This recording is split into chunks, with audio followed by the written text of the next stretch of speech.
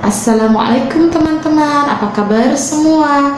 Semoga teman-teman dalam keadaan sehat walafiat serta dalam lindungan Allah Subhanahu wa taala ya. Amin. Teman-teman kelas 3, seperti biasa sebelum memulai sentra kita berdoa dulu ya. Bismillahirrahmanirrahim.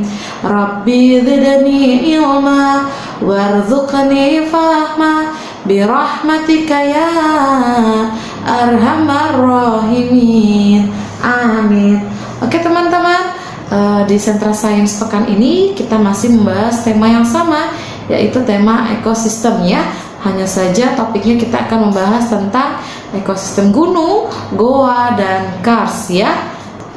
Nah, sebelumnya Ibu mau tanya dulu nih, siapa di sini yang tahu apa itu ekosistem gunung? Iya, betul sekali. Ekosistem gunung adalah ekosistem yang ditemukan di lereng pegunungan ya. Nah, gunung itu juga ada berbagai macam ya teman-teman ya. Nah, terdapat 3 jenis gunung ya. Yang pertama, gunung api, gunung lipatan, dan gunung patahan ya. Nah, Ibu akan berikan contohnya ya. Nah, kalau gunung api itu contohnya Gunung Merapi, Gunung Kerinci, dan Gunung Krakatau ya. Sedangkan gunung lipatan contohnya itu adalah Pegunungan Tengger, Pegunungan Ijen, dan Bukit Barisan ya. Nah, untuk gunung patahan contohnya itu Patahan Semangko, Patahan Lembang, Patahan Opak, dan Patahan Flores ya. Nah, adapun flora yang biasa terdapat pada ekosistem pegunungan ya, ada pohon cemara, ada alang-alang, ada lumut, ada bunga edelweiss yang biasanya itu terdapat di daerah Gunung Rinjani ya. Nah, Gunung Rinjani itu seperti apa dan bagaimana, terletak di mana, akan dibahas juga di Sentra Sosial Budaya ya teman-teman. Dan masih banyak flora lainnya atau tumbuhan lainnya yang terdapat pada ekosistem pegunungan ya. Nah, adapun fauna yang biasa terdapat pada ekosistem pegunungan itu ada landak, ada rusa, ada monyet, ada berbagai macam jenis burung ya, dan masih banyak fauna lainnya atau hewan lainnya ya yang terdapat pada ekosistem gunung ini ya. Nah, kita akan beralih ke ekosistem berikutnya, yaitu ekosistem goa ya. Nah, apa sih ekosistem goa itu? Iya, ekosistem goa adalah ekosistem yang ditemukan di sekitar goa ya. Nah, fauna yang biasa terdapat pada ekosistem goa itu biasanya ada laba-laba, ada lipan, ada kekelawar, ada kalajengking, ada burung walet, dan masih banyak fauna lainnya ya yang tidak Ibu sebutkan ya. Nah, adapun flora yang biasa terdapat pada ekosistem goa biasanya ada lumut dan ada gulma ya. Juga masih banyak flora lainnya ya, tapi tidak sebanyak ekosistem hutan ya. Nah, adapun beberapa jenis goa ya. Ada goa kars yang biasa disebut goa batu kapur ya.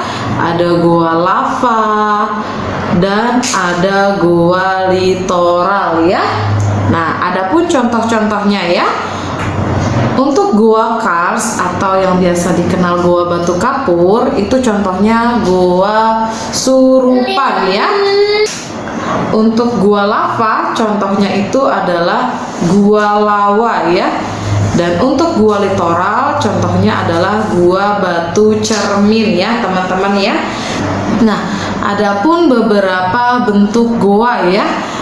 Ada yang guanya itu bentuk vertikal, gua horizontal, dan gua bawah air ya. Nah, untuk contohnya itu kalau gua vertikal itu contohnya gua jomblang ya. Terus untuk gua horizontal contohnya itu ada gua bojong dan gua gong ya.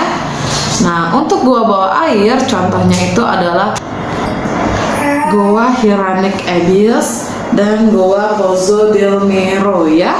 Nah, kita akan ke ekosistem berikutnya ya, yaitu ekosistem Kars ya. Apa sih ekosistem Kars itu, Bu? Iya, ekosistem Kars adalah ekosistem yang terdapat di daerah yang gersang ya, yang biasanya itu bebatuan ya, biasanya terdapat banyak batu gamping ya.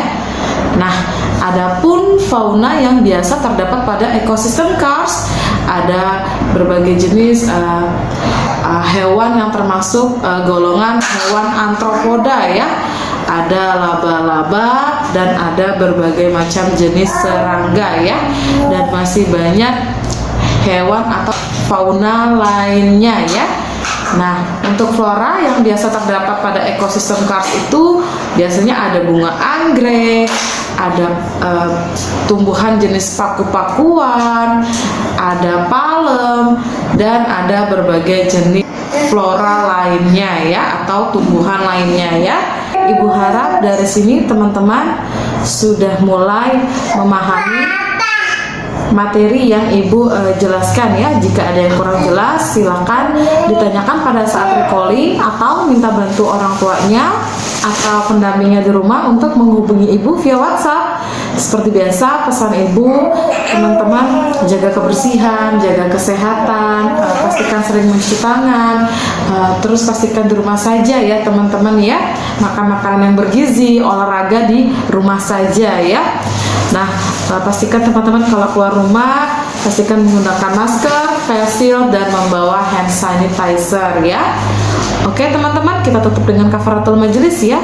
Subhanakallahumma wa bihamdik asyhadu an la ilaha illa anta astaghfiruka wa atubu ilaik walhamdulillahi rabbil alamin. Oke teman-teman, sampai ketemu lagi di Sentra Sains berikutnya. Assalamualaikum warahmatullahi wabarakatuh.